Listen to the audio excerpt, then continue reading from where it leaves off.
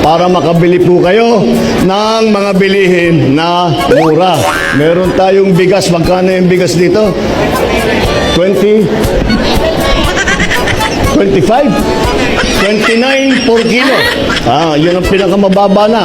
At para tamang-tama, pagka nakakakuha kayo ng payout, maka-shopping kayo ng konti dito sa Kadiwa. Mao nang giingon ni PBA mo nga 29 bira pero naibukbok. Meron silang nakitang mga puto or bukbok na tinatawag nila.